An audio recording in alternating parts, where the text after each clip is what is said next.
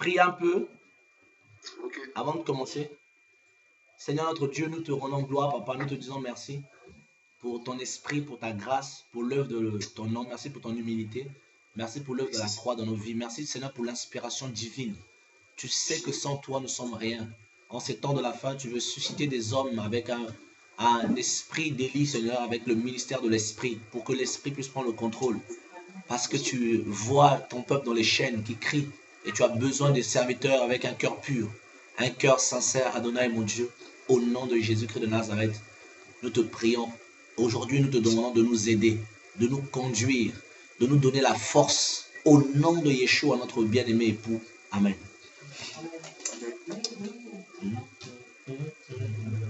Nous sommes dans le livre de Luc, le chapitre 4, donc la tentation de Jésus.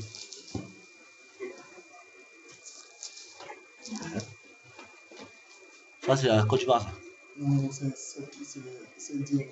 Ah, ok. Donc, nous sommes dans le livre de Luc, le chapitre 4, à partir du verset 1er au verset 13. Ok.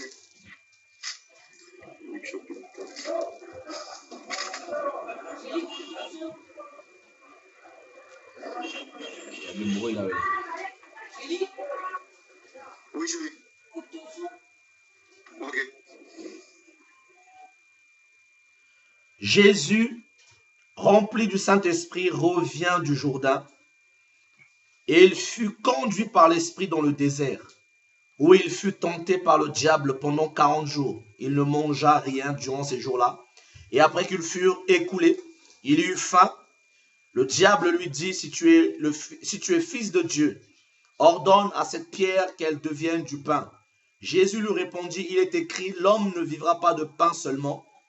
Le diable l'ayant élevé, lui montra en un instant tous les royaumes de la terre, et lui dit, je te donnerai toute cette puissance et la gloire de ces royaumes, car elle m'a été donnée, et je la donne à qui je veux. Si donc tu m'adores, elle sera toute à toi.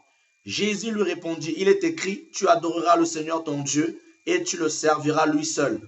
Le diable le conduisit encore à Jérusalem, le plaça sur le haut du temple, et lui dit, si tu es fils de Dieu, jette-toi d'ici bas, car il est écrit, il donnera des ordres à ses anges à ton sujet, afin qu'ils te gardent, ils te porteront sur les mains de peur que ton pied ne heurte contre une pierre.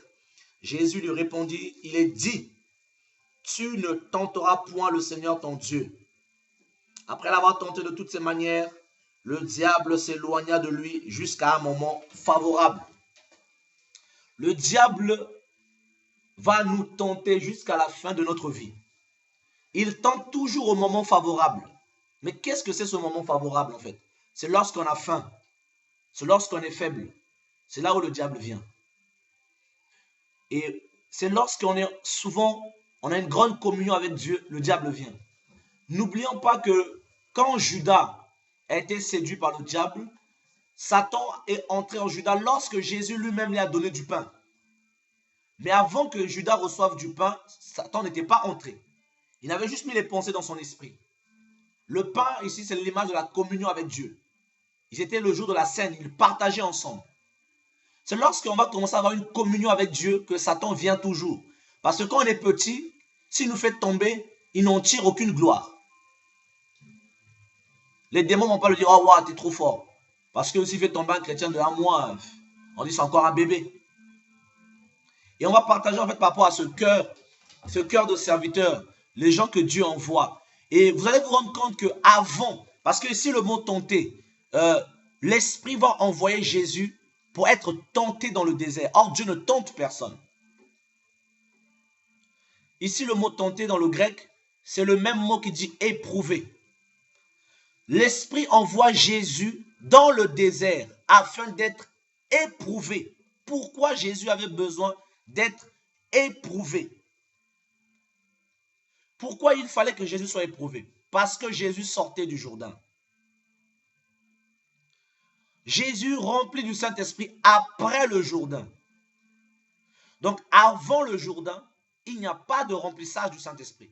C'est pour ça que beaucoup de chrétiens ne sont pas remplis du Saint-Esprit comme Romains 8 nous le dit, nous avons reçu les prémices de l'esprit et non la totalité.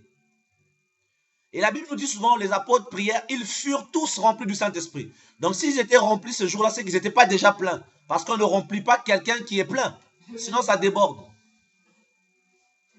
Donc on s'est rendu compte que dans l'histoire de la Bible, Dieu donne des portions de son esprit aux hommes. Et nous sommes arrivés à un temps, j'ose le croire, où le Seigneur veut remplir des gens de son esprit. Parce qu'il faut que Élie revienne avant que Dieu vienne. Parce que la Bible nous apprend qu'il n'y a rien de nouveau sous le soleil. Les ministères que Dieu a suscités d'autrefois, ces ministères reviennent tout le temps, c'est cyclique. Élie doit d'abord revenir. On a dit à Jean-Baptiste, es-tu Élie? Il a dit non. Parce que les Juifs croyaient que Élie, dont il s'agissait là, c'était Élie physique. Que Élie allait ressusciter d'entre les morts et revenir personnellement. Or, ce n'est pas ce que Dieu voulait dire. Dieu voulait simplement dire qu'il enverra l'esprit et la puissance de Élie. Ça veut dire que les gens vont travailler avec la même mission que Élie avait, celle de ramener les cœurs des hommes vers Dieu lui-même. Celle de ramener le cœur de Dieu vers ses fils et ses filles, donc les hommes, les croyants. Or, comme Israël n'a jamais aimé Dieu. Et il y a quelques jours, je marchais, le Seigneur me faisait comprendre, il me dit, mais Israël ne m'a pas craint. Ils avaient peur de moi, c'est tout. Ils avaient peur de Dieu parce que Dieu faisait des grandes choses au milieu d'eux. Il y a eu la peur et non la crainte qui est le résultat de l'amour de Dieu dans le cœur d'un homme. Ils ont eu la peur de Dieu parce que Dieu pourrait être dangereux. Ils ont dit à Moïse, toi, dans Exode 19, ils ont dit à Moïse, toi, va et parle à Dieu, mais nous, que Dieu ne nous parle pas. Donc tout de suite, ils ont voulu avoir un intermédiaire. Tout de suite, ils ont voulu mettre en place une religion. Ils ont voulu avoir besoin d'un homme. Comme la plupart des religions aujourd'hui. Où le pasteur est devenu l'intermédiaire de beaucoup de gens. Les gens ne s'approchent plus de Dieu eux-mêmes. Mais ils veulent un intermédiaire. Or, le Seigneur sort du Jourdain. Mais qu'est-ce que le Jourdain ici dans la Bible? Le mot Jourdain, Jordan, en hébreu, veut dire celui qui descend. Celui qui descend. Dieu ne peut pas t'envoyer être éprouvé par le diable si au préalable Dieu ne t'a pas fait passer par le Jourdain. En gros, Dieu ne t'a pas descendu d'abord. Descendu vers où? Mais vers la mort. La Bible nous dit que Jésus a appris l'obéissance par les choses qu'il a souffertes. Pourquoi le Seigneur a commencé le ministère à 30 ans, comme les sacrificateurs, alors qu'on pouvait être levite à 20 ans, à 25 ans, excusez-moi, 25 ans, et être dans l'armée à partir de 20 ans, et la sacrificature commençait à partir de 30 ans. Mais Jésus, le Père va d'abord l'envoyer d'abord dans la descente. Tu dois descendre. Sans le brisement, il n'y a pas de remplissage du Saint-Esprit. Jamais. Tu peux prophétiser. Quand un homme est rempli du Saint-Esprit, il ne prophétise pas beaucoup. Jésus n'a pas beaucoup prophétisé, mais son caractère devient dangereux. C'est ce type d'homme et de femme que Dieu envoie dans le désert des nations. Parce que dans le désert des nations, on aura de toutes les espèces de bêtes sauvages. Comme je disais tout à l'heure aux frères, comme je nous disais tout à l'heure, avant que le Seigneur commence à m'envoyer, il m'a éprouvé, malgré que je sois jeune. J'ai été éprouvé par rapport aux femmes, et ça va toujours continuer. J'ai été éprouvé par rapport à l'argent, et ça continue toujours. Éprouvé par rapport à l'orgueil, ça continue toujours. Parce que dans chaque étape que Dieu doit nous emmener, il y a une épreuve qui arrive, il y a un Jourdain, il y a un baptême. Un baptême par la descente, par la mort. Dieu doit te descendre pour former le caractère de l'homme de Dieu, pour former le caractère de la femme de Dieu. On ne devient pas homme de Dieu parce que quelqu'un te met de l'huile sur la tête et on dit je te consacre au ministère. C'est faux. Sinon on peut consacrer un enfant. Dieu lui-même consacre. Jean-Baptiste, personne ne l'a consacré. Mais la Bible dit que l'enfant croissait dans le désert en esprit d'abord. Parce que quand tu es dans un désert, il faut que l'esprit soit là pour que tu puisses croître. Parce que si tu es dans un désert seul sans l'esprit, tu vas y mourir. Il n'y a pas de désert sans Saint-Esprit. Parce que c'est l'Esprit qui te pousse pour aller confronter le désert. Dieu, lorsqu'il nous a formés, il a soufflé sur nous son Saint-Esprit. Il forme Adam, il souffle sur lui l'Esprit de Dieu. Adam devient une âme vivante. Mais Dieu savait qu'il allait confier à Adam un jardin. Mais Dieu n'a pas confié à Adam un jardin quand Adam était d'abord une âme morte. Lorsque Adam était d'abord à l'état de la poussière de la terre. Or, la poussière, c'est la chair. Or, la chair et le sang ne peuvent pas hériter des choses de Dieu. Il faut que l'Esprit vienne et que l'Esprit, lorsqu'il produit cette vie en une personne, donc il te fait descendre. Et là, seulement là, Dieu peut te confier un jardin. Le jardin peut être le mariage. Le jardin peut être le ministère. Le jardin peut être la vie chrétienne. C'est dans le jardin que Dieu va te regarder travailler. Il mit l'homme dans le jardin pour le cultiver. Mais Adam, qui est né grand, n'a pas su garder le jardin. Il a donné le jardin entre les mains de Lucifer. Pourquoi?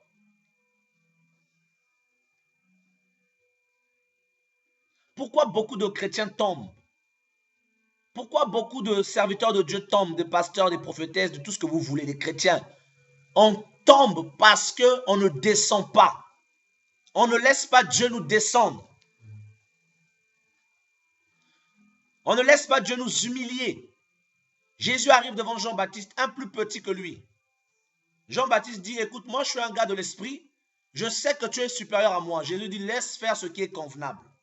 Laisse-moi m'humilier devant Dieu. Laisse-moi passer par le chemin qu'il faut passer, ce qui est convenable. Laisse Dieu agir à mon égard comme il a toujours agi. Jésus n'a pas voulu sauter les étapes. Il a voulu passer par les étapes, d'abord le Jourdain. Et une fois que le Jourdain finit, Dieu t'envoie dans le désert. Dieu ne t'envoie pas n'importe où. Dieu ne t'envoie pas devant la chair. Il t'envoie dans le désert. Parce que dans le désert, il ne t'envoie pas avec le ventre plein. Tu auras faim. Dans le désert, tu auras l'impression que la présence de Dieu t'a quitté. Mais il faut que Dieu t'éprouve. On va voir, Jésus a été éprouvé sur 3 dimensions de la vie que beaucoup d'entre nous en échouent. C'est pour ça, par rapport au cœur du serviteur, j'ai pris Jésus parce qu'il est le seul dans la Bible qui a eu ce cœur de serviteur que le Seigneur a envoyé dans le désert et il était sûr de lui parce que le Seigneur savait que l'Esprit avait fait son travail. On va lire la tentation, les 3 points de la tentation de Jésus. Le verset 3 de Luc 4.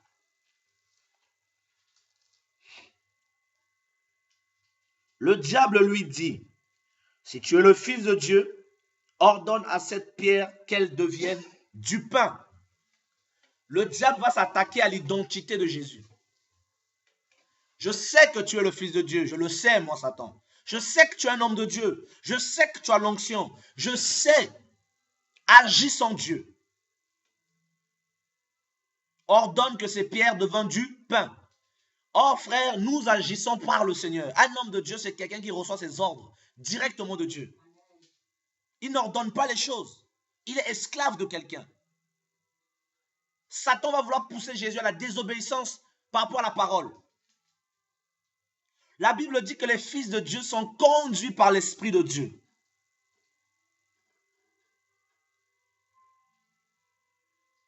Satan le pousse à agir sans Dieu. Ordonne que ces pierres deviennent du pain. Et puis mange-les parce que tu as faim. Tu n'es pas n'importe qui quand même, Jésus. Tu es le Fils de Dieu. Tu peux faire ça. Tu peux agir de la sorte. Tu as faim. Fais-toi offrir des cadeaux par des frères et sœurs que tu encadres, que tu diriges.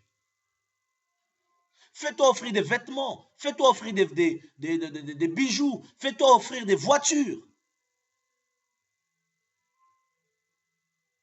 Fais-toi offrir de l'argent, des fauteuils. La première attaque que Jésus subit ici, c'est au niveau des besoins vitaux. Le pain, c'est ce qu'on mange. Premièrement, le ventre. La première attaque, c'était la désobéissance par rapport au ventre. Pour que Jésus sorte de la foi. Que Jésus ne mette plus sa confiance en Dieu pour son manger, qu'il puisse manger par lui-même, par sa propre force. Qu'il puisse user de l'onction qu'il a reçue pour se faire, voilà, de manger. Des besoins vitaux. Les besoins vitaux sont multiples, frère. Ici, pour Jésus, c'était le manger. Parce qu'il avait faim. Pour vous et moi, on ne sait pas. Ça peut être le vêtement. Ça peut être on veut garnir sa maison. On peut vouloir avoir du matériel pour la maison, pour l'assemblée locale. C'est besoin d'argent, des besoins vitaux qui font tomber beaucoup d'entre nous chrétiens. Toutes catégories confondues. On tombe parce que, voilà, plus personne ne met sa confiance en Dieu. On ne prie plus en disant, Seigneur, j'ai un besoin, aide-moi. Tel frère peut me donner, mais je veux passer d'abord par toi pour que tu puisses toucher le cœur du frère ou de la sœur, pour que, ou toi, je ne sais pas par quel moyen, tu puisses me bénir directement. Je veux que ma bénédiction vienne de toi. J'ai faim, c'est vrai, mais je veux manger par Dieu. Et non par mes propres moyens, par les plans B. Parce que nous, les chrétiens, on a beaucoup de plans B. Parce qu'on n'est pas passé par le Jourdain. Satan éprouve Jésus si Jésus a bien été travaillé. S'il avait le cœur du serviteur.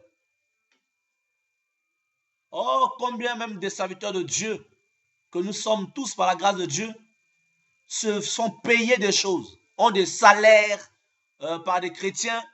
Mais vous croyez que quand on a des salaires comme ça en argent, vous pensez que Dieu va nous donner quoi? On n'aura rien, on n'aura pas de part avec Dieu. Parce qu'on aurait été comme l'homme riche avec Lazare. Il a eu toutes ses joies. Tu as été payé. Le ministère, tu as été payé, tu as reçu de l'argent pour le ministère. Dieu ne te doit rien. Au ciel, galère. On ne sait même pas si, à cause de ça, on va y rentrer.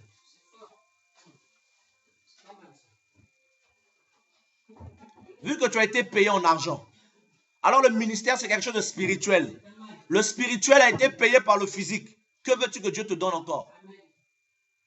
Que voulez-vous que Dieu nous donne encore? Le cœur du serviteur. L'épreuve de Jésus était grande. Les besoins vitaux. Parce que je n'ai pas d'argent, telle personne pourra m'aider. Est-ce que tu as consulté Dieu? Est-ce que tu as demandé à Dieu, j'ai besoin de telle chose? Quand on est chrétien, quand on est un peu élevé, on reçoit tellement de présents de la part des autres. Parce que à cause de l'onction, à cause de la grâce que Dieu nous a faite. Mais on ne se dit pas, Seigneur, c'est dangereux. Ça tue. Avec le temps, ça tue. Et Dieu finit par être dégoûté de nous. Le cœur du serviteur. Jésus était rempli du Saint-Esprit parce qu'il est sorti du Jourdain, brisé bien comme il faut. Il était descendu, donc il n'a pas accepté parce que le baptême avait fait son effet dans le cœur de Jésus. Jordan, Jourdain, celui qui descend, celui qui est mort.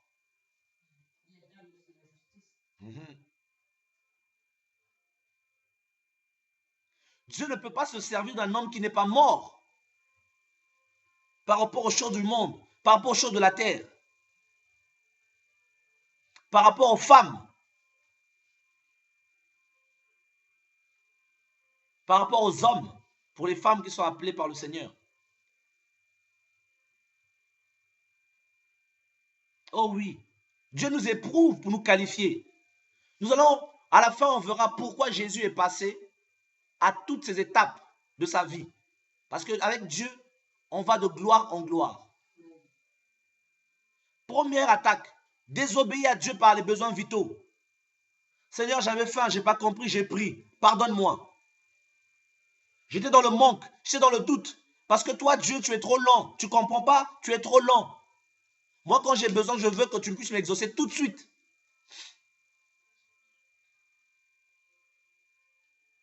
Le cœur du serviteur. Mais Jésus donne une bonne réponse parce que Dieu l'avait suffisamment descendu. Verset 4, il est écrit, Jésus lui répondit, l'homme ne vivra pas de pain seulement. L'homme ne vivra pas seulement de ce qu'on mange, de la reconnaissance, de ce qu'on mange, la nourriture, l'argent, le vêtement, mais de la parole de Dieu.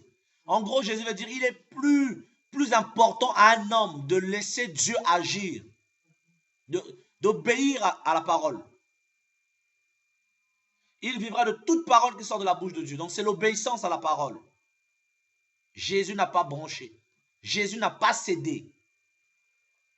Le Seigneur a tenu ferme par rapport à cette attaque. Il avait faim, frère. Il était dans le manque. Lorsque le Seigneur nous envoie dans le désert, Dieu ne nous parle pas tout le temps. Il fait exprès. Tu as l'impression qu'il n'est plus avec toi. Il te laisse prendre des décisions pour voir si son œuvre a bien réussi dans ta vie. Si tu es devenu fille, fils.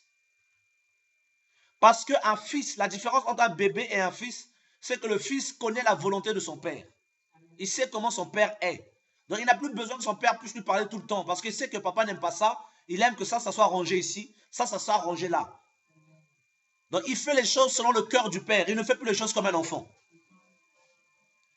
Or les enfants, ils tombent tout le temps. Il faut tout le temps les ramasser. Dieu a beaucoup de serviteurs, mais Dieu a très peu de fils qui le servent.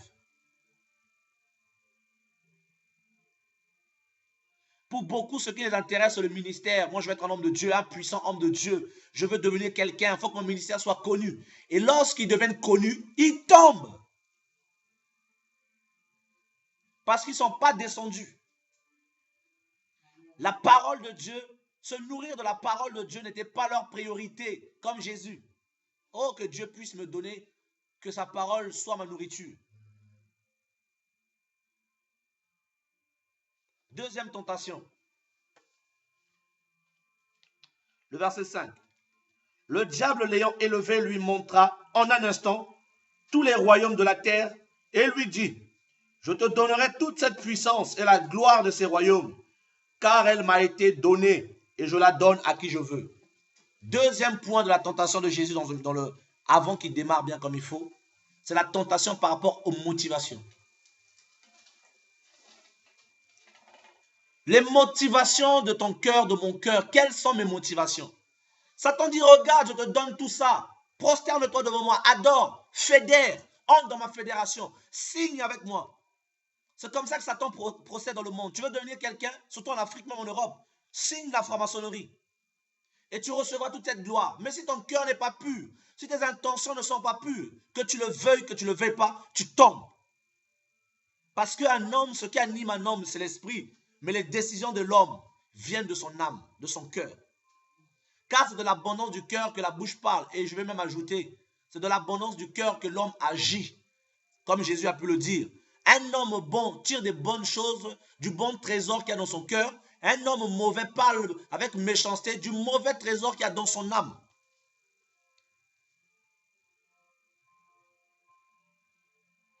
Là, les motivations. Le diable l'ayant élevé, il dit, regarde, adore-moi, je te donne tout ça, la puissance et la gloire. Tu vas devenir connu. Tu seras connu, tu seras ceci, tu seras cela. Tout le monde va te connaître. Tu vas être l'orgueil. Deuxième point, l'orgueil. La deuxième tentation. La tentation par l'orgueil, par les motivations impures. Être quelqu'un. Alors que nous sommes esclaves de Christ. Depuis quand les esclaves veulent devenir des gens?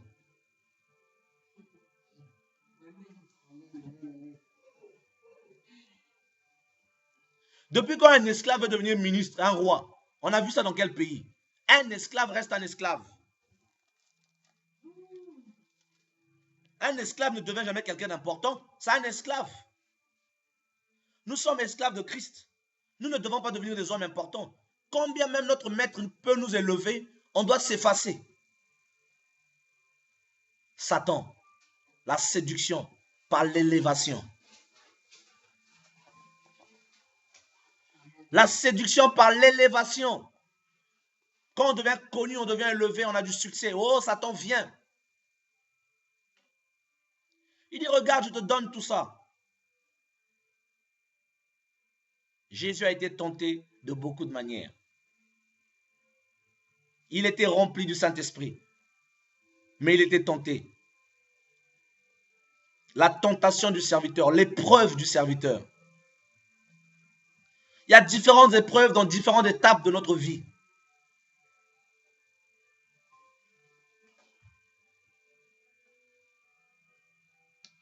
Si tu m'adores, elle sera toute à toi.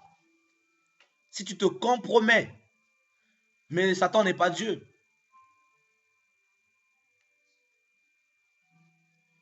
Il y a combien de fédérations même dans nos églises? Fédération pastorale, fédération ceci, fédération Lala, fédération AY, fédération AZ. Mais si notre cœur, mes frères, n'a pas été éprouvé, n'est pas passé par le Jordan, on va faire comme tout ce monde. Mais pourquoi tout le monde tombe? Parce que les gens n'ont pas fait le Jordan. Et Dieu ne les a pas remplis.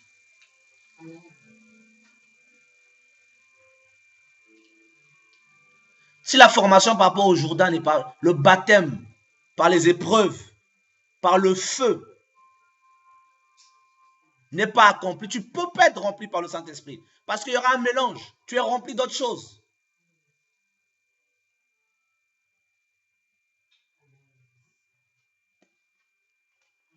Il faut le Jourdain.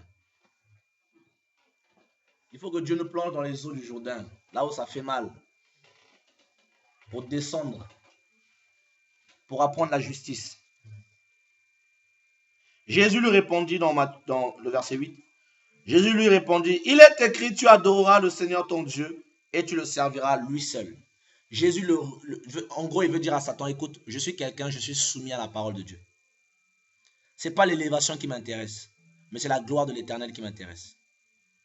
J'adorerai le Seigneur mon Dieu seul. Le reste des choses, ça ne m'intéresse pas du tout. Satan ne s'arrête pas par là. Ok, tu tiens ferme par rapport à cette tentation, je t'emmène une autre. Verset 9. Le diable le conduisit encore à Jérusalem, le plaça sur le haut du temple et lui dit, si tu es fils de Dieu, jette-toi d'ici bas, car il est écrit, il donnera des ordres à ses anges à ton sujet afin qu'ils te gardent. Ils te porteront sur leurs mains de peur que ton pied ne heurte une pierre. Il va encore tenter Jésus. La désobéissance encore. Mais là, il va l'emmener sur le sommet du temple de Jérusalem. Pourquoi le sommet du temple? Pourquoi Jérusalem? C'est là-bas que tout se passait. Satan a voulu lui donner une promotion, de tout gérer. Tu régneras sur le temple, là où il y avait le souverain sacrificateur. En gros, celui qui était au sommet du temple, c'était qui? C'est Dieu. Parce que Israël était un pays théocrate. En gros, tu devais devenir Dieu. Les gens vont t'adorer. C'est aussi l'image de la politique. Tu feras de la politique. Jette-toi, il te gardera. Dieu sera avec toi. Dieu est avec toi. Vas-y, fais. Nathan donne un mauvais conseil à David. Il dit, l'Éternel avec toi, fais tout ce qu'il y a dans ton cœur. Mais non, Nathan, prophète de Dieu, on ne parle pas comme ça. On dit, consulte Dieu et fais ce que Dieu te dira. Et David veut bâtir le temple. Dieu lui dit, non, non, non, non, c'est pas toi. Tu as versé trop de sang. Quel mauvais conseil, Nathan, prophète.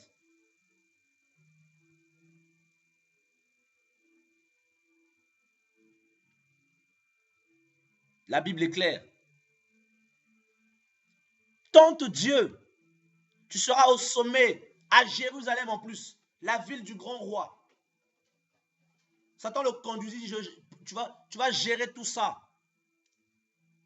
Tu seras la tête de telle dénomination, je ne sais pas quoi. Vous voyez toutes les tentations à laquelle Jésus a été soumis. Mais le Seigneur dit non, jamais. Et il lui répond, après l'avoir tenté ou éprouvé, de toutes ces manières, donc ce sont des manières de tentation, le diable s'éloigna de lui jusqu'à un moment favorable. Non, Jusqu'à, si Dieu va vouloir emmener Jésus à une autre dimension, il allait revenir encore. Mais Jésus n'a pas cédé à la tentation du désert. Oh my God.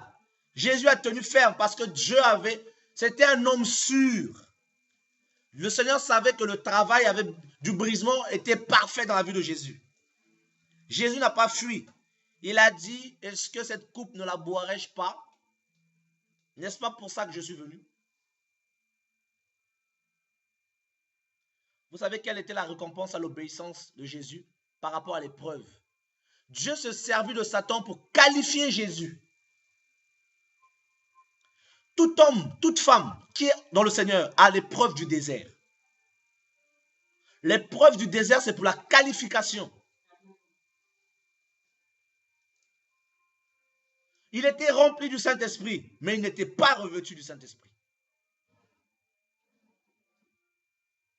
Mais parce qu'il a tenu ferme dans le verset 17, la Bible nous dit une chose. Le verset 14. Jésus, revêtu de la puissance de Dieu, de l'Esprit, retourna en Galilée et sa renommée se répandit dans tout le pays d'alentour. Tu ne peux pas retourner en Galilée seulement rempli, non. Il faut que tu pars revêtu. Parce qu'en Galilée, il y a des choses terribles là-bas. Il y a des aveugles, il y a des boiteux, il y a des paralytiques, il y a des gens qui ont des mains sèches, il y a des gens qui souffrent.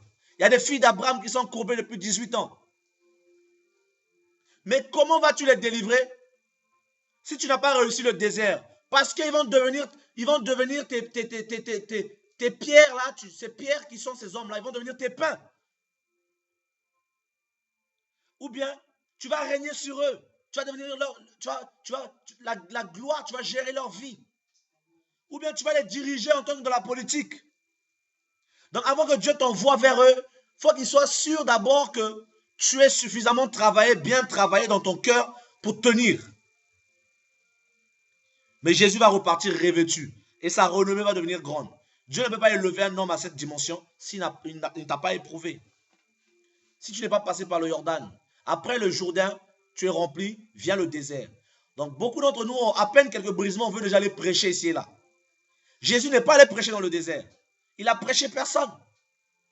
Dans le désert, il n'y avait que Satan et des bêtes sauvages. Et il avait faim. Il était en manque.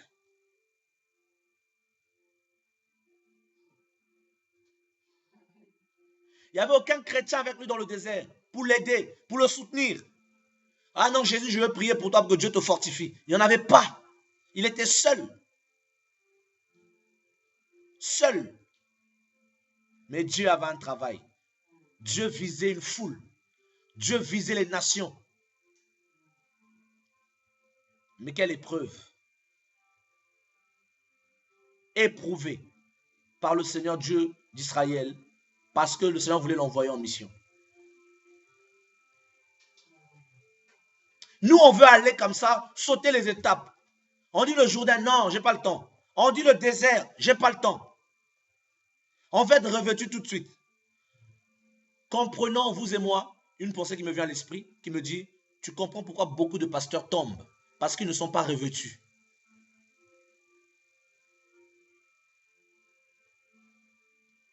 Ils ne sont pas revêtus par le Seigneur. Quand Dieu te revêt, c'est comme un manteau, ça te protège. C'est une combinaison. Mais si tu n'es pas revêtu, c'est que le travail n'est pas bien accompli. À un moment, tu vas t'écrouler, KO. C'est dans le désert que Dieu nous donne, Dieu nous affine. Avec toutes ces tentations, ces épreuves, plus on tient, plus Dieu est en train de nous donner forme. Regardons dans le livre de Deutéronome. Deutéronome, le chapitre 8.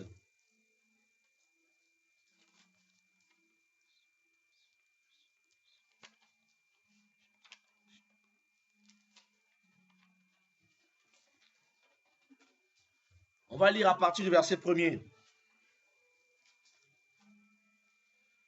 Le livre de Deutéronome à partir du verset 1er, Deutéronome 8, le verset 1er. Vous y êtes? Ok. Vous observerez et vous mettrez en pratique tous les commandements que je vous prescris aujourd'hui, afin que vous viviez, que vous multipliez et que vous entriez en possession du pays que l'Éternel a juré de donner à vos pères. Premièrement, afin de vivre, afin de se multiplier et afin d'entrer dans la bénédiction du Seigneur, soit au ciel, soit dans le ministère ou l'appel que Dieu nous a donné, il faut d'abord obéir au commandement. Premier point établi par le Seigneur. Premier point, l'obéissance à la parole de Dieu. Afin de se multiplier, afin que nous portions du fruit. La Bible parle des dons de l'esprit communiqués à l'esprit de l'homme. Ça, tous les chrétiens ont ça. Quelqu'un peut prophétiser facilement et vient de se convertir. Quelqu'un peut parler en langue tout de suite. Quelqu'un peut avoir une vision. Mais les fruits de l'esprit sont communiqués à l'âme. Et ça, des fois, ça prend du temps. Beaucoup de chrétiens n'ont même pas les fruits. Or, ceux qui seront sauvés, c'est ceux qui ont les fruits. Parce que Jésus va manger quoi en toi?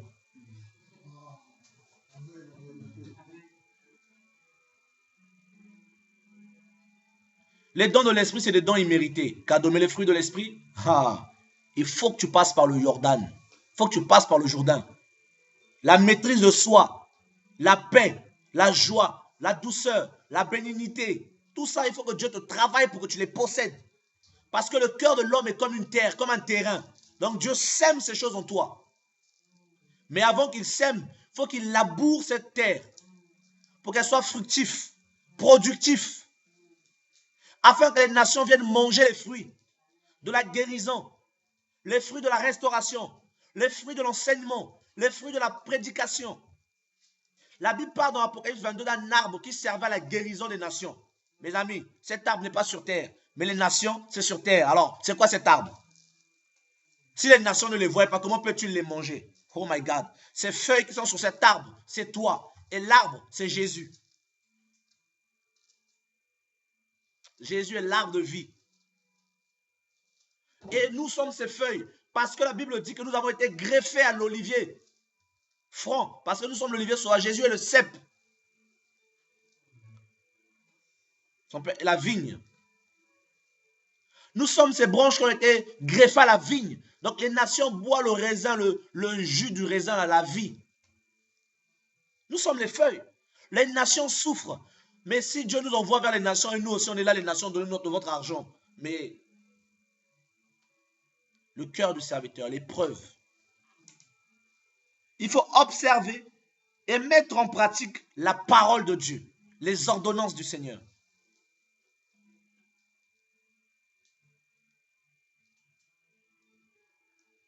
Le verset 2. Souviens-toi de tout le chemin que l'Éternel ton Dieu t'a fait faire pendant ces 40 années, dans le désert, pas dans la ville, pas dans les chairs, pas dans les églises, dans le désert d'abord, le chemin se commence.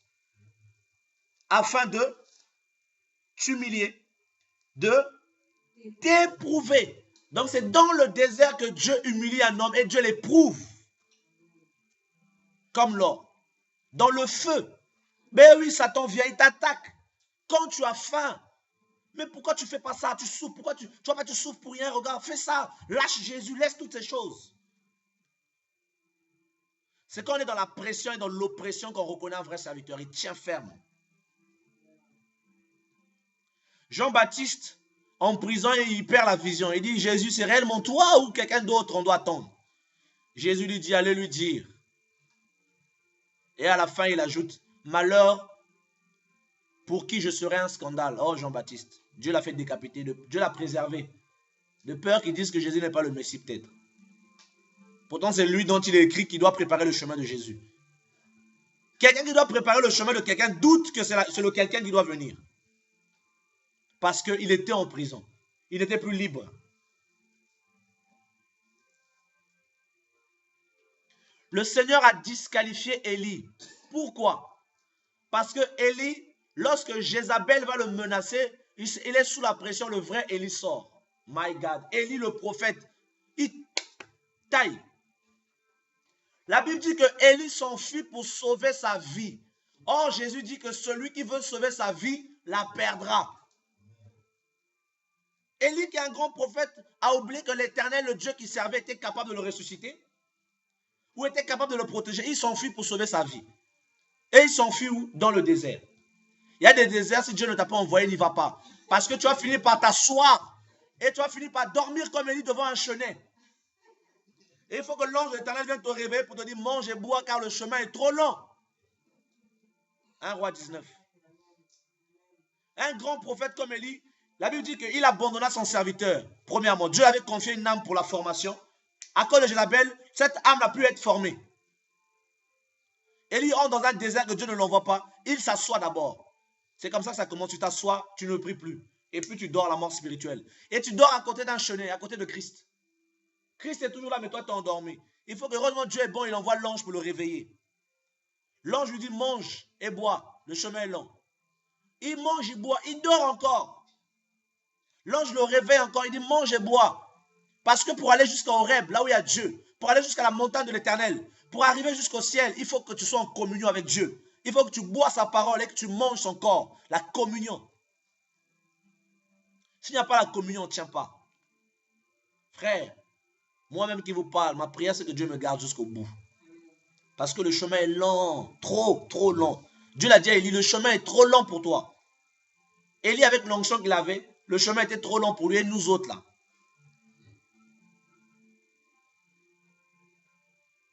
Élie arrive sur la montagne et perd le discernement. Il entend brrr, oh, le Seigneur arrive. Non, Dieu dit, c'est pas moi. Il entend un tremblement, oh, le Seigneur arrive. Il a oublié que Dieu parlait des fois doucement. Élie est troublé. Il dit à Dieu, Seigneur, je suis fatigué. Hein? Trouve quelqu'un d'autre. Je ne suis pas meilleur que mes pères. Dieu dit, ok, vu que tu veux démissionner, j'ai trouvé un autre homme qui va te remplacer.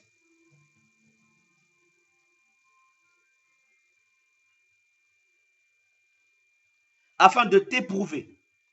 Dans le désert, Dieu nous éprouve. Pourquoi Jésus avait besoin d'être éprouvé? Si quelqu'un le sait. Parce que Dieu voulait montrer à Satan et aux hommes que Jésus avait un cœur pur. Et que ses motivations étaient bonnes. Qu'il n'y avait rien d'impur en lui. Et il a dit, le prince de ce monde vient. Et il n'a rien en moi. Le cœur du Seigneur était pur. Dieu voulait que tout le monde se rende compte que Jésus était pur. Il a envoyé lui-même dans le désert afin que Satan le teste. Et il n'est pas tombé. Il a tenu ferme, il a été humilié, éprouvé. Nous sommes toujours dans Deutéronome, le chapitre 8, le verset 2. Dieu dit, t'humilier et t'éprouver pour savoir quelles étaient les dispositions de ton cœur et si tu garderais ou non. C'est donc quand Dieu nous met dans le désert, c'est qu'il est en train de nous éprouver.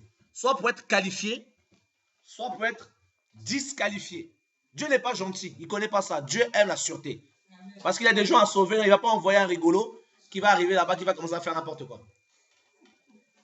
Donc, il te met dans le désert pour t'éprouver, pour savoir si tu vas garder ses commandements ou pas. Au début, c'est des petits cadeaux, des petits bijoux, des petites sommes d'argent. Il dit, aïe, aïe, aïe. Celui qui est infidèle dans les petites choses le sera aussi dans les grandes. Si on est fidèle dans les petites, on est fidèle dans les grandes. Si on est infidèle dans les petites, on est infidèle aussi dans les grandes. Et qui nous donnera ce qui est à nous? Point d'interrogation.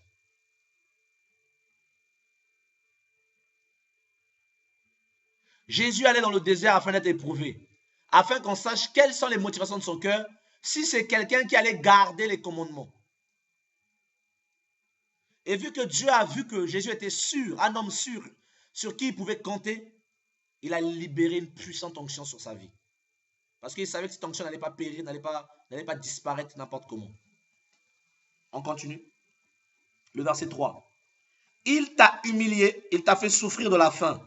Et il t'a nourri de la manne que tu ne connaissais pas. Donc, dans le désert, Dieu t'humilie et il te fait souffrir de la faim. Jésus est entré dans le désert comment? Il avait faim. Mais seulement, le Seigneur dit qu'il a faim, mais Dieu en même temps, il le nourrit de la manne. Cette manne-là, c'est la révélation, frère. Oh, la révélation du ciel, la révélation de Dieu. C'est dans le désert que tu vas pouvoir obéir à ton Dieu. Jésus l'a témoigné, il dit, l'homme ne vivra pas seulement de pain. Il répondait par la révélation de Dieu dans sa vie. Je sais qui est mon Dieu. Je ne chuterai pas. Oh, la manne que tu ne connaissais pas et que n'avaient pas connu tes pères, afin de t'apprendre que l'homme ne vit pas de pain seulement, mais que l'homme vit de tout ce qui sort de la bouche de Dieu. Donc, nous savons que l'homme vit seulement de la parole de Dieu lorsque nous sommes dans le désert. Parce que quand tu n'es pas dans le désert, tu ne peux pas savoir. Parce que tu es bien, tu es entouré, la chair est contente. Tout le monde autour de toi. Mais quand Dieu te laisse seul, quand tout le monde se met à te critiquer, quand on te traite de sorcier, de marabout, de sataniste, de sorcière, oh, Seigneur, les gens sont méchants. Ben oui, est-ce que tu vas tenir? Parce que si Dieu te lève à une grande dimension, ça ne va plus être 10 personnes, ça va en être 1000 qui vont dire ça. Alléluia. Oh, Dieu est trop fort. Ton vêtement ne s'est point usé, verset 4, sur toi, et ton pied ne s'est point enflé pendant ces 40 années. Quand Dieu t'éprouve, il te garde, frère. Personne ne te touche. Reconnais en ton cœur que l'Éternel, ton Dieu, te châtie comme un homme châtie son enfant. Et là, Dieu va prononcer des paroles maintenant qui sont graves. Il dit, tu observeras les commandements de l'Éternel, ton Dieu, pour marcher dans ses voies et pour le craindre. Donc Dieu, lorsqu'Israël est sorti du désert en Deutéronome, c'était la fin. Dieu savait maintenant qu'Israël était capable de garder sa parole. Parce qu'il a testé Israël, il a éprouvé, il a vidé Israël de lui-même. Il a descendu. Mais dans Exode 15, 14, les eaux de Mara, Israël avait encore le cœur impur, amer. Et Moïse était obligé de jeter un bois dedans. C'est l'image du cœur. Pour être sanctifié, il faut que la croix tombe dans cette eau-là.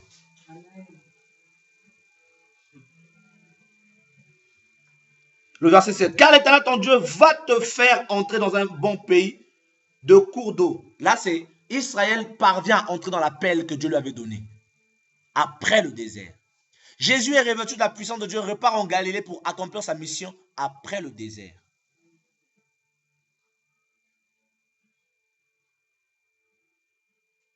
S'il n'y a pas de désert, si on ne sort pas du désert vivant, il n'y a pas de Dieu, il n'y a pas de ministère, il n'y a pas d'appel. Tu vas t'asseoir dans l'église jusqu'à la fin de ta vie, jusqu'à ce que Jésus revienne. Il n'y aura pas la puissance de Dieu dans ta vie parce qu'il y aura la religiosité. Voilà la raison pour laquelle beaucoup de chrétiens dans les églises, soi-disant évangéliques, pentecôtistes, c'est des religieux. Ils sont comme les catholiques. Rien ne change.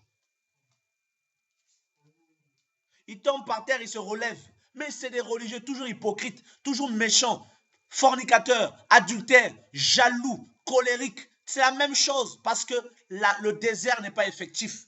Le Jourdain, ils ne sont pas passés par le Jourdain.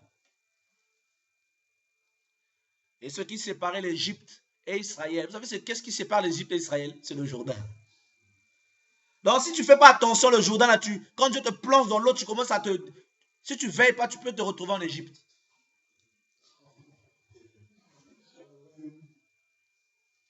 Tu vas nager du côté de l'Égypte.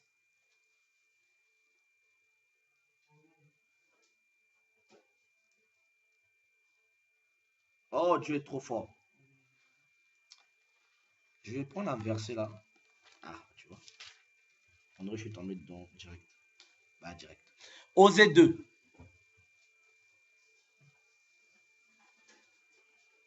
Osée 2, le verset 16.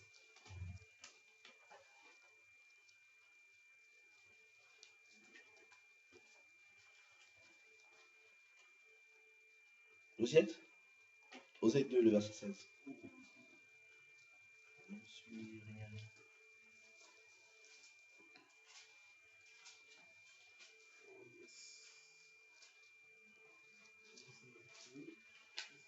Osée 2, le verset 16. Quelqu'un peut lire un peu fort vu qu'on est sur Skype en même temps?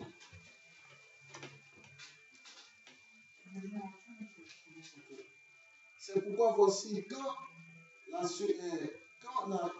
la séduisant, moi, c'est ça? Osée 2, 16. Et il arrivera en ce jour-là, dit l'Éternel, que tu m'appelleras mon mari. Osée 2, 16. C'est ça? C'est pourquoi je veux. Non, moi c'est ça que j'ai. Ah ouais? T'as quoi comme version? C'est la Voilà, lis Chico, lis fort, s'il te plaît. C'est pourquoi voici, je vais l'attirer et la conduire au désert et je parlerai à son cœur. Là, je lui donnerai ses vignes et vallées d'accord, comme une porte d'espérance, et là, elle chantera comme au temps de sa jeunesse et comme au jour où elle remonta du pays d'Égypte. En ce jour-là, dit l'Éternel, tu m'appelleras mon mari et tu ne m'appelleras plus mon maître. Je dirai de sa bouche les noms des Baal, afin qu'on ne mentionne plus par leur nom. En ce jour-là, je traiterai pour eux une alliance avec les bêtes de champ, les oiseaux du ciel et les reptiles de la terre. Je briserai dans le pays l'arc, l'épée et la guerre, et je les ferai reposer avec sécurité. Je serai ton fiancé pour toujours. Je serai ton fiancé par la justice, la droiture, la grâce et la miséricorde.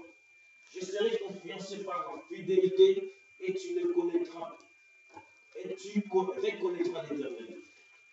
En ce jour-là, j'exaucerai, dit l'Éternel, j'exaucerai des cieux et ils exauceront la terre. La terre exaucera les bleus, les mous et l'huile. Et ils exauceront Israël. Amen. C'est pourquoi voici, je veux la tirer et la conduire au désert. Et je parlerai à son cœur. Donc Dieu, pour parler au cœur de quelqu'un, il la tire dans le désert.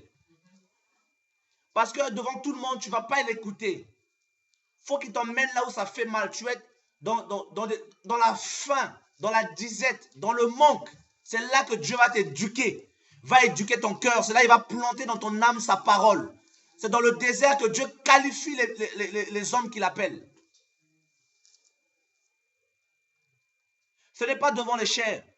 Ne cherchons pas que quelqu'un nous impose la main. Ça ne sert à rien. Qu'on nous mette de l'huile. Non, tu vas recevoir ma grâce. Tu n'es qu'un homme. Moi, je veux recevoir la grâce à celui qui est la grâce lui-même. Je veux qu'il me conduise dans le désert. Là, il va parler à mon cœur. Je vais l'appeler mon mari. Je peux l'appeler Jésus, Jésus, mon Seigneur. Parce que beaucoup disent mon Seigneur, mon Seigneur. Mais ils n'ont pas la révélation de l'époux. Ils n'ont pas l'intimité. Une femme qui dit c'est mon mari, il vit avec. Il y a une relation intime entre les deux. Mais c'est dans le désert. Oh, Yeshua est trop fort. Je la tirerai et la conduirai dans le désert et je parlerai à son cœur. Là, je lui donnerai ses vignes et la vallée d'accord comme une porte d'espérance. Et là, elle chantera comme au temps de sa jeunesse. Oh frère, beaucoup ont perdu le zèle qu'ils avaient au début quand ils se sont convertis. Il faut que Dieu t'emmène encore dans le désert. Parce que quand on sort de l'Égypte, du monde, on passe par le Jordan et puis on est dans la présence de Dieu. Avec le temps, on veut retourner encore de l'autre côté. Dieu dit, je lui rendrai ses vignes. La vigne ici, c'est l'image de l'onction, l'image des dons, l'image de la vie de Dieu. Que Israël avait perdu. Il avait perdu la consécration, la vallée d'accord. Il avait perdu la vie de prière spirituelle. Oh, l'espérance du salut. Il ne croyait plus que Jésus allait revenir. Mais Dieu dit, je t'attire dans le désert pour mettre dans ton cœur l'espérance du salut. Paul dit, l'espérance ne trompe pas. L'amour de Dieu est répandu dans nos cœurs par le Saint-Esprit. Celui qui a l'espérance dans son cœur, l'Esprit de Dieu répond. On n'a pas dit donne, répondre. C'est un geste qu'on ne compte, qu'on ne calcule pas. Dieu déverse l'amour de Dieu dans nos vies, dans nos cœurs. En ce jour-là, dit l'Éternel, tu m'appelleras mon mari et tu ne m'appelleras plus mon maître. J'ôterai de sa bouche les noms des Baals afin qu'on ne les mentionne plus. C'est dans le désert que Dieu te sanctifie, qu'il enlève l'idolâtrie. Qu'il enlève les noms des gens sur qui tu peux jurer. Les noms des hommes à qui tu peux t'appuyer. Tu t'appuies que sur lui seul maintenant. Il te montre le véritable cœur de l'homme, que l'homme est méchant par-dessus tout, que son cœur est comme l'abîme malgré son onction. Que tout n'est que grâce, que la personne qu'il faut compter sur, c'est Jésus lui seul. Tu vas te retrouver seul avec lui dans le désert, dépourvu de tout, d'argent. Tu ouvres ton frigo comme ça, il n'y a rien. Le frigo te dit bonjour. Tu regardes ton compte en banque, 0 pointé. Tu vas apprendre à vivre par la foi. Tu vas dire que l'Éternel est mon époux. L'Éternel est celui qui pourvoit. Toi, tu dis que l'Éternel pourvoit, mais il n'a jamais pourvu. Ta révélation est fausse. Parce que moi, je peux dire que Dieu pourvoit. Parce que Dieu a payé mon mariage. Je peux dire que Dieu pourvoit parce que Dieu a payé mon loyer plusieurs fois. Je peux dire que Dieu pourvoit parce que Dieu m'a payé des vêtements plusieurs fois. Je peux dire que Jésus est mon époux, je peux le dire. Oh, Jésus est mon époux. Jésus est mon père parce que j'ai été rejeté. Rejeté, critiqué par les hommes. Traité de tous les noms. J'ai dit, Seigneur, regarde comment ces frères et sœurs me critiquent, me cassent. Dieu me dit, je te connais mon fils. Je connais ton cœur, je le connais.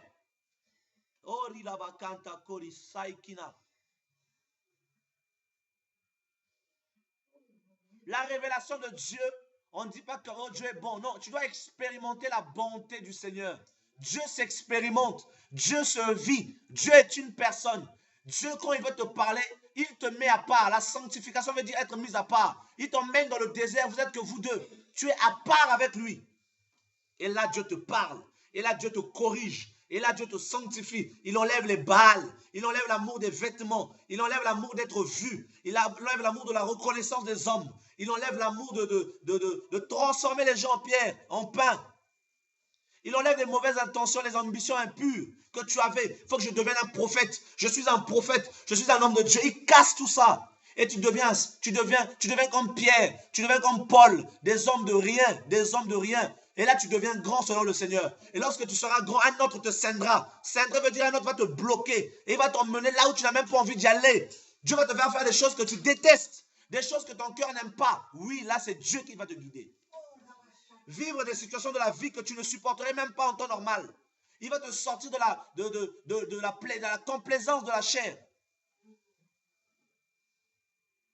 La chair aime être bien vue. La chair aime qu'on puisse lui dire bonjour. La chair aime qu'on l'appelle homme de Dieu. La chair aime qu'on lui dise tu es beau, tu es belle. La chair aime qu'on lui dise tu es bien habillé aujourd'hui. La chair aime ça. Et la chair doit descendre au Jourdain. C'est là qu'il y a sa place. Pour que l'esprit puisse nous remplir. Le cœur du serviteur. Il doit être éprouvé. Sa foi doit être éprouvée. Afin de recevoir quelque chose, une grande autorité, une grande onction. Éprouvé. Moïse a été éprouvé, il s'est énervé. Dieu l'a disqualifié. Moïse, disqualifié à cause de la colère. Il a murmuré.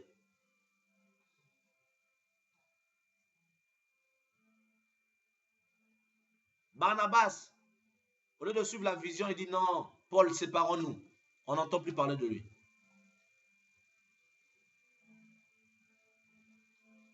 Le cœur du serviteur doit passer par le désert. Il doit être privé de lui-même, privé de sa beauté, privé de tout. Regardez comment vous et moi on prend soin de la chair, comment on la lave, comment on la nourrit, comment on l'habille, comment on la parfume, comment on la maquille, comment on... Frère, c'est grave, il faut le Jourdain. Et il faut le désert.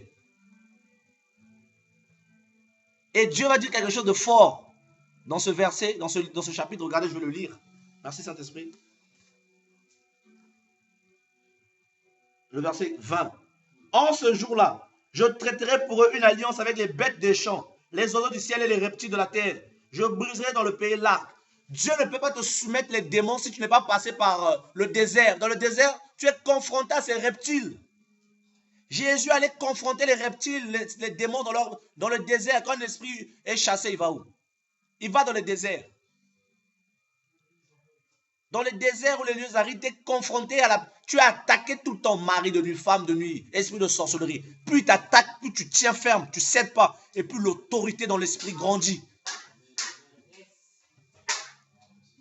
Et puis Dieu te donne l'autorité sur ces démons. Et quand tu les rencontres dans la vie des autres, tu les chasses. Et ils reconnaissent qu'il y a des galons sur toi. Des galons de général, capitaine, colonel, sergent. Dieu ne donne pas pour donner. Dieu qualifie les hommes en les éprouvant par le feu. Par le feu. Il faut qu'il passe le Jourdain. Tout le monde doit passer le Jourdain, mon frère. Oh Yeshua, Jésus est Seigneur. Je traiterai alliance avec toi avec les bêtes des champs. Parce que tu es sorti du désert, là où il y a des scorpions, et ils n'ont pas pu te piquer. Ton vêtement ne s'est point usé, ni ton pied enflé. Dieu t'a gardé dans le désert, t'a tenu ferme. Tu n'as pas ouvert une porte. Combien meurent dans le désert? Combien de chrétiens? Je vais vous poser la question. Combien d'Israélites sont morts dans le désert? Combien? C'est dans le désert que Dieu fait sortir nos murmures. Dieu a entamé Israël dans le désert parce que beaucoup sont morts. Et dans le désert, beaucoup de chrétiens meurent, disqualifiés. Comme beaucoup sont morts. Et combien de personnes sont sorties du désert à l'époque de Moïse? 2, Josué et Caleb. De tout le monde qu'il allait aller chercher. Toutes ces souffrances que Moïse a connues, c'était pour sauver que 2 âmes. Josué qui veut dire Yehoshua, l'Éternel est salut, et Caleb qui veut dire chien. Caleb veut dire chien.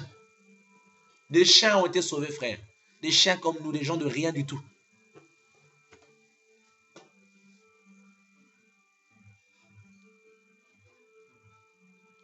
Des chiens sont entrés à Canaan, des chiens.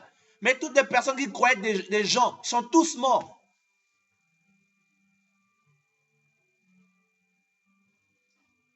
Le désert, c'est important.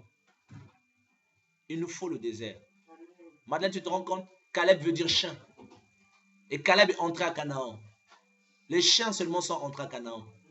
Mais ceux qui étaient quelque chose, ils sont tous morts dans le désert.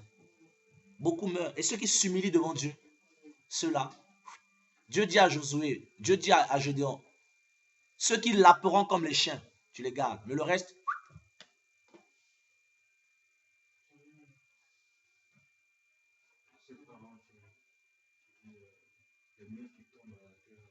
les chiens ont mangé les miettes.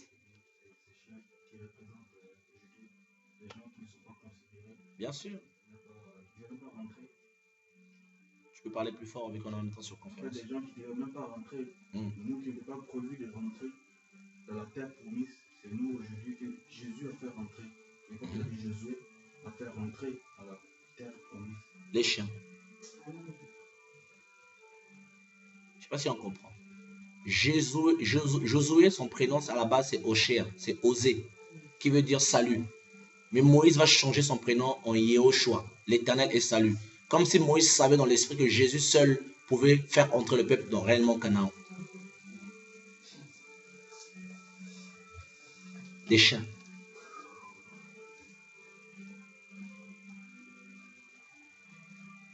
Le cœur du serviteur doit être éprouvé.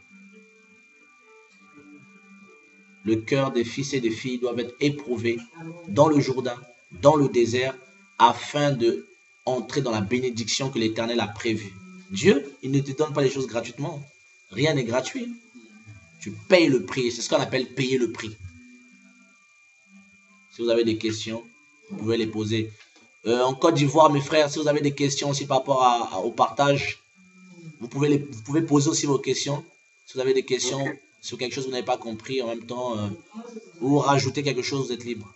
Moi, je voudrais juste te demander pardon au Seigneur parce qu'en fait, ces derniers temps, en fait, je trouvais que toi, tu voyageais beaucoup. Je me disais, Seigneur, lui, il vient d'avoir un enfant, c'est vrai, il est nouveau converti, c'est vrai, il a la grâce, mais quand même, il voyage beaucoup, sa femme, son enfant et tout. Mais en fait, avec ce message, j'ai compris que Dieu t'a pas envoyé avant, mais c'est maintenant que tu t'envoies parce que tu as eu ton temps de preuve. Maintenant, il t'envoie. Ça va faire 8 ans, Madeleine, que je commence. Voilà, non, c'est pour ça. Mais c'est vrai que ces derniers temps, je t'ai vu en Côte d'Ivoire, tu es parti à Saint-Martin et tout. Et je trouvais un peu dangereux parce qu'en Côte d'Ivoire, j'avais entendu dire que toi, tu étais convoité, tout ça et tout. Et moi, j'ai trouvé un peu dangereux. C'était pas par critique, mais c'était par souci de préserver. Mais moi, je voulais préserver la place de Dieu. Mais je ne suis pas Dieu. Et là, avec ce passage, c'est je demande pardon vraiment au Seigneur. Et je te demande pardon, en fait, d'avoir eu cette pensée. Et je bénis Dieu parce que dans tout ce passage aussi, dans tout ce qui a été dit, c'est une situation que je vis aujourd'hui. Là, tu regardes comme ça. Quand tu m'as dit par rapport au billet, je te dis, actuellement, je n'ai pas ma flèche. J'ai payé mon loyer tout juste. J'ai 121 couronnes sur mon compte. 121 couronnes, c'est 20 euros. Et pourtant, tu sais que j'ai pas de problème par rapport à ma famille, tout ça. Mais, toi, tout comme toi, avec ton entourage, les frères et sœurs, le Seigneur a payé plusieurs fois mon loyer ici. Il touchait les cœurs des gens ici et là. Il a payé mon loyer. Le Seigneur a pourvu, il m'a envoyé les corbeaux. J'ai mangé. Pourtant, je n'ai pas d'argent actuellement. Et je suis dans une souffrance telle, je passe un désert tel que vraiment, encore une fois, hier c'était pour moi, mais aujourd'hui c'est encore 2 fois pour moi encore. Et je m'aperçois que Dieu parle, mais il parle. Tu vois, c'est pas la peine, il ne va pas venir parler des anges du ciel, il peut parler pas tantôt d'une manière, tantôt d'une autre. Et là, avec ce message, il est en train de me dire, fortifie-toi ma fille. Parce qu'au bout de ce Jourdain, il y a quelque chose qui t'attend. Et vraiment, je pense que Dieu, au bout de ce Jourdain, il veut ôter en moi la colère. Il veut ôter en moi l'impatience. L'impatience, parce que je suis impatient. Je suis quelqu'un qui aime tac au tac, que les choses se passent. Tu vois, il est en train d'ôter avec moi l'impatience. Et toutes ces choses-là, afin qu'effectivement, encore une fois, je le dis, c'est pas amour qui fait ça. Parce que le fruit, parce qu'il dit qu'il sera comme un arbre planté près d'un courant d'eau. Et c'est ce qu'il veut faire de nous. Cet arbre planté afin que les fruits soient palpables. Parce que quand il m'a donné la révélation du jardin d'Éden, c'était ça. Le jardin, pour que les gens, quand ils te voient, ils aient envie de manger ce fruit. Le fruit de la sainteté, c'est un fruit qui est très rare. C'est un fruit qu'on ne trouve nulle part ailleurs. Mais quand les gens passent, se disent, mais quel est ce fruit? Mais la sainteté, c'est un prix aussi à payer. Pendant que les autres s'amusent à faire l'impudicité, pendant que les autres sont en train de faire la fête, toi, tu es mis à part et toi, tu pleures dans les mains de l'Éternel. Tu vois? Donc, je bénis vraiment l'Éternel pour ce message. Et je pense que ce n'est pas fini parce que, voilà, c'est dans la continuité. C'est du waouh! Grand gloire au Seigneur.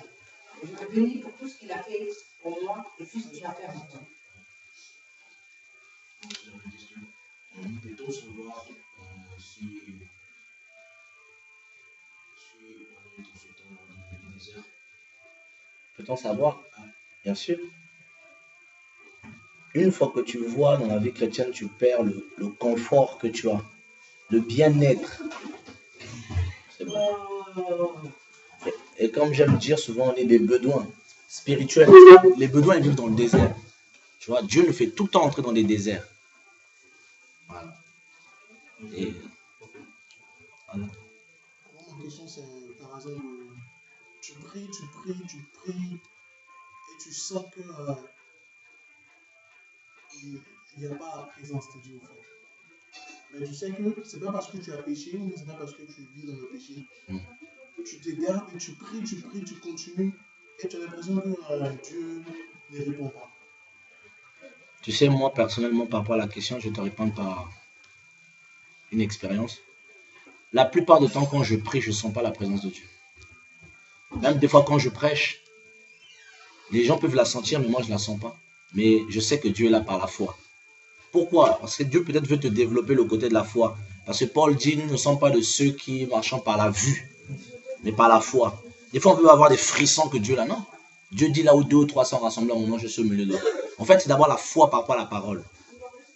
Tu vois? Regarde, si Dieu voit Satan, tout ce qu'il fait dans son royaume, quand il fait des réunions, combien de fois Dieu, envers qui tu es fils et tu n'as pas de problème, ne t'écoutera pas quand tu pries? Tu vois? Donc, il faut d'abord que tu mettes la foi dans la prière. Moi, quand je prie, hier, quand je priais, est-ce qu'il y avait la présence de Dieu? Non, mais je continue à prier, je sais que mon Dieu m'entendait. C'est ça, en fait. Il faut que tu arrives à cette dimension-là. De prier sans être dans le sensationnel, mais être dans la foi. Parce que l'Esprit de Dieu est en nous. Il n'est pas, il est avec moi comme ça. Donc, quand je parle, il est là, il entend tout. Mon premier mot, vraiment, comme je dis, avec le Seigneur, c'est toujours avec l'expérience, comme je dis, ça a eu le temps. En fait, c'est comme tu commences à recevoir plus l'intelligence. Dieu commence à te pas l'intelligence au niveau de tes devoirs, le corps, tout ça, non. Mais Dieu te donne vraiment l'intelligence au niveau véritablement de la vie. Parce que la vie, la vie elle-même c'est Dieu. Et la vie s'obtient par Dieu, n'est-ce pas? Et cette vie, pour vraiment recevoir, pour vraiment savoir de cette vie, il faut recevoir la connaissance qui est l'intelligence. Et cette connaissance, vraiment, c'est avec le temps que Dieu commence à enseigner véritablement. Autrefois, on croyait que c'était par la présence, la puissance de Dieu que Dieu se manifeste. Mais aujourd'hui, je ne sais pas, mais moi, je ne sais pas si pour moi, je crois qu'il y a beaucoup qui vivent cela, mais ça fait un temps, vraiment mon cœur, hein, c'est physiquement, hein, mais ça brûle. C'est pourquoi ça brûle, c'est pas parce que ce sont des blessures, ceci-là, mais ça brûle parce que c'est comme ça, il y a une transformation qui est en train de faire dans mon corps.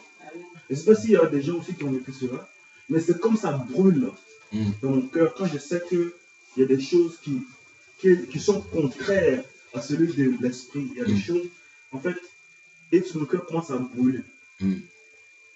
Ça brûle en fait de cette manière, quoi. Et c'est quelque chose que j'ai commencé à subir d'un moment, pas trop longtemps de cela, de ma vie spirituelle, de ma vie chrétienne. Et quand tu commences à parler de ce truc-là, de transformation du cœur, ce cœur pur, et pour cette transformation, pour porter l'Esprit de Dieu, c'est-à-dire d'être rempli de l'Esprit de Dieu, et puis maintenant revêtu de la puissance de Dieu, et de porter le fruit aussi, parce que tout ça c'est le fruit de l'Esprit.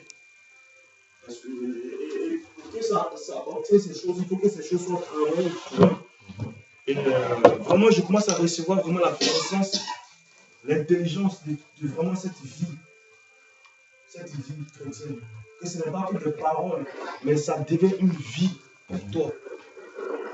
Ça devient une vie. Vraiment, c'est formidable. Parce que quand ces choses sont. Quand elle est en train de prêcher ces choses, c'est comme tu commences tu les vis déjà, mais tu commences à les réaliser en fait. Parce que quand tu les vis, mais tu te dis, mais pourquoi ces choses sont comme ça, comme ça, comme ça. Mais quand tu commences à parler de ça, c'est comme les choses se révèlent comme ça. En fait, tu reçois l'explication des choses. C'est ce que tu vis. C'est tout à fait. Moi, j'aimerais rajouter quelque chose quand même par rapport à ce que tu dis. Parce que lorsque tu prêchais tout à l'heure, tu dis Dieu, le Seigneur va t'envoyer pour te qualifier, va t'envoyer, par exemple, des choses où. Moi, quand je suis allé à Paris, pendant la période de décembre, j'avais le cœur tellement hérité par rapport à l'esprit de, qu'on appelle la sirène, tout ça. Et quand je suis arrivé chez mon oncle, la voisine de mon oncle, c'était une Ivoirienne, elle avait 2 filles. Et ces 2 filles, franchement, je vous assure, comme j'ai dit à mes frères, elles sont belles. Et à chaque fois, la plus petite montait pour passer du temps avec moi. Et moi, je voulais plutôt passer du temps dans la prière, tout ça. Et à un moment donné, je ne comprenais pas pourquoi à chaque fois, elle insistait. Et après, j'ai fait cette prière à Dieu. Je disais au Seigneur, Seigneur, garde mon cœur contre toutes ces choses, parce que je ne suis pas venu en France pour ça. Je suis venu pour un autre but, pour me recharger, puis partir. Et jusqu'à un moment où ça devenait trop maintenant. Maintenant, c'est les deux au fait. Et quand je suis rentré, j'ai prié à Dieu. Maintenant, le caractère de la fille avait changé vis-à-vis envers moi. Et souvent, ça m'arrive de ne pas comprendre que pourquoi la fille est devenue bizarre. Genre, elle ne veut plus me parler, ou bien elle ne veut plus me sentir. Et puis, je me demande, qu'est-ce que j'ai fait? Et c'est moi maintenant qui force à vouloir, tu vois, essayer de regagner son cœur. Pourtant, après, je me suis rappelé que j'ai demandé au Seigneur de m'éloigner ces genres de choses-là. Et maintenant, après, la fille maintenant a montré son vrai visage. Lorsqu'elle a dit, tu dis tu es chrétien, mais tu verras. Et puis elle a même dit que au nom de Jésus, je vais t'envoyer en boîte de la nuit du 31. Et j'ai repris par cette même parole, dit, au nom du vrai Jésus, le Fils de Dieu, je refuse d'aller en boîte de nuit avec vous. Et à la veille du 31, ils m'ont appelé. Mon téléphone ne passait pas. Donc c'est après que quand il expliquait ça, je me suis rendu compte que c'était un désert en fait et je ne savais pas. Parce que ils habitaient juste en bas et je ne savais pas. Et à chaque fois, même à la veille de mon départ, elle n'était pas à la maison. Elle a appelé, tu es où? Je dis, je m'en vais. Elle dit, ah, tu m'as pas attendu pour me dire au revoir. Je dis, non, je suis parti. Et après, j'ai béni Dieu parce que j'ai vu que le Seigneur m'avait vraiment gardé, mais il m'avait testé. Mais c'est après que j'ai compris que c'est Dieu qui me testait pour voir si j'allais céder. Et quand je suis rentré, j'étais tellement dans la joie parce que ça a produit quelque chose là-bas. Et moi, ça a produit quelque chose que c'est vrai, quand tu mets ta confiance en Dieu, la parole est réelle parce que la Bible dit que Dieu ne va pas te tester au-delà de tes forces. Mais le Seigneur, vis-à-vis, il a... Lorsque tu parlais de... Quand tu disais, pendant ces 14 jours, et tu voyais des... C'était pareil. C'était pareil. Et je n'arrivais pas à comprendre que pour quelqu'un que tu ne connais pas, tu viens à peine de le connaître 2 jours, tu peux oser de t'habiller de la sorte. Et c'est là que j'ai vu que non. Il y a quelque chose qui cloche. Et j'ai pu résister. Et le Seigneur m'a gardé. Donc, c'est vraiment ça. Quand il a commencé à expliquer, c'est là que je me suis rappelé que, c'était en fait la prière. Je ne sais pas si tu as remarqué quelque chose, mais vraiment, c'est maintenant que je commence à réaliser. Tu te rappelles, au début de quand je prenais ça, il y avait des moments où on traînait beaucoup, les gens tous s'entraînaient avec nos amis. Mais depuis longtemps, depuis maintenant que je commence à réaliser que c'est comme on ne voit plus nos amis. Vraiment, je ne sais pas, mais je ne sais pas, comme ça, j'étais en train de parler comme ça. Puis je faisais tout le début de notre cours, parce que c'est moi et lui, on est convertis à peu près le même temps. On marchait beaucoup ensemble, quoi. Et on commence à vraiment. Et de notre temps chrétien, même on était chrétien, mais on traînait beaucoup, quoi, avec les gens. On traînait beaucoup avec les gens. Même on parlait de Jésus, tout ça, mais on traînait beaucoup les gens. Mais ça fait un temps, c'est comme, vraiment, je ne sais pas ce qui s'est passé, mais je ne sais pas, c'est comme il y a des choses, c'est comme tout est bloqué partout, on ne voit même pas quelqu'un. Et moi, demande-leur, moi je suis tout le temps là. Elle connaît personne ici. Depuis que je suis arrivée au Danemark, je n'ai pas d'amis. Regardez un mystère. Lorsque la lumière se révèle à quelqu'un, automatiquement, la première chose, Dieu sait pas. La lumière avec les ténèbres. Quand tu es dans le noir, dans les ténèbres, à la surface de l'abîme, regarde, l'abîme, les eaux. La Bible dit que le cœur de l'homme est comme un abîme. Quand dans ton cœur il y a les ténèbres et que Satan règne, lorsque tu reçois Christ, la lumière du monde qui a la vie, automatiquement la lumière produit la séparation. Dieu n'a pas dit que les ténèbres ont été bannies. Hein. Non, il a dit il y a une séparation simplement entre la lumière et les ténèbres. Les ténèbres sont appelées nuit et la lumière jour. Donc nous sommes du jour, comme dit Paul. Tu vois, nous sommes du jour. Il y a des gens qui sont de nuit, qui sont dans les ténèbres.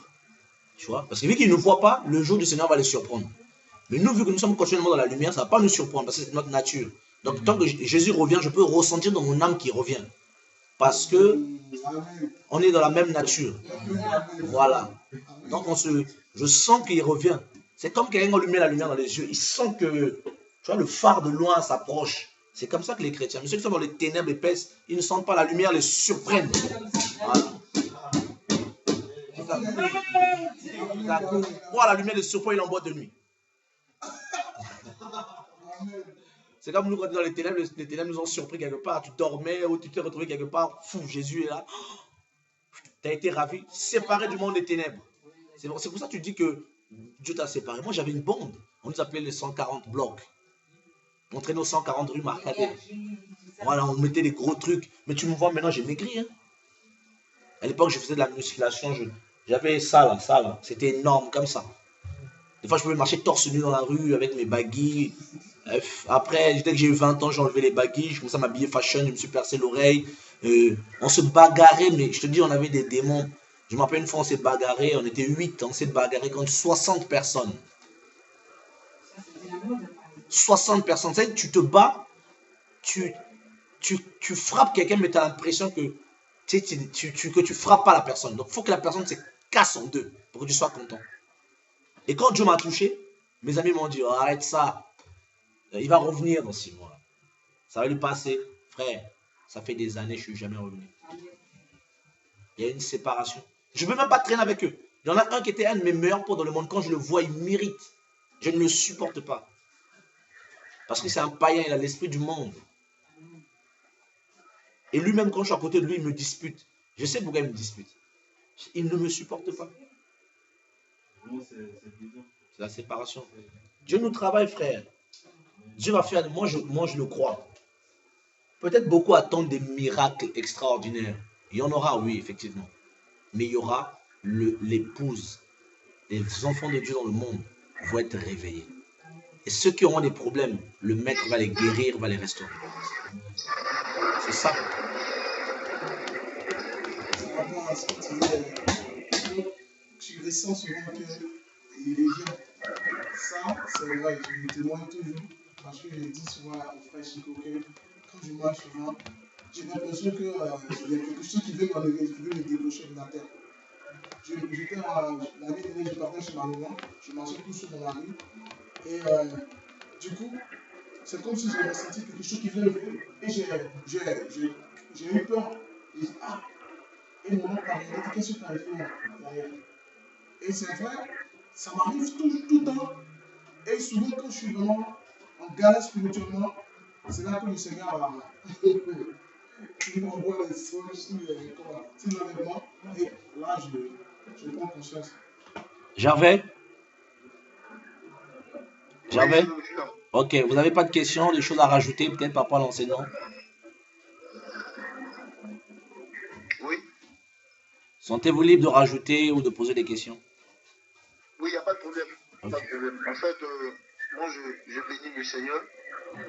Et voilà, j'ai pas de questions à poser, mais j'ai reçu beaucoup de choses que je vais davantage appliquer à mon cœur. C'est tout. En tout cas, que Dieu nous garde, hein, que Dieu vous garde aussi. Je pense que... Amen, vous m'entendez? J'ai dit, j'espère que Dieu nous garde, que Dieu vous garde aussi tous. Amen, amen. Et que l'œuvre de Dieu, en tout cas, au niveau d'Abidjan, que Dieu puisse faire son œuvre puissamment, quoi. Amen. Et, il y a un autre frère, je crois, qui est là, André Amon Taylor, c'est ça? Oui, oui, c'est mon jeune frère, mon petit frère. Ah, tu m'entends, frère André? Bon, il est dans sa chambre, mais je ne sais pas si Ah, ok. son son ou pas. Ah, ok. En tout cas, que le Seigneur soit béni et puis Dieu voulant, qui sait, on se retrouvera. Amen. Amen. Amen. Amen. Amen. Ok. Si vous avez d'autres questions, si vous voulez ajouter quelque chose. Trésor, Oui, frère. allô? Oui, je t'écoute.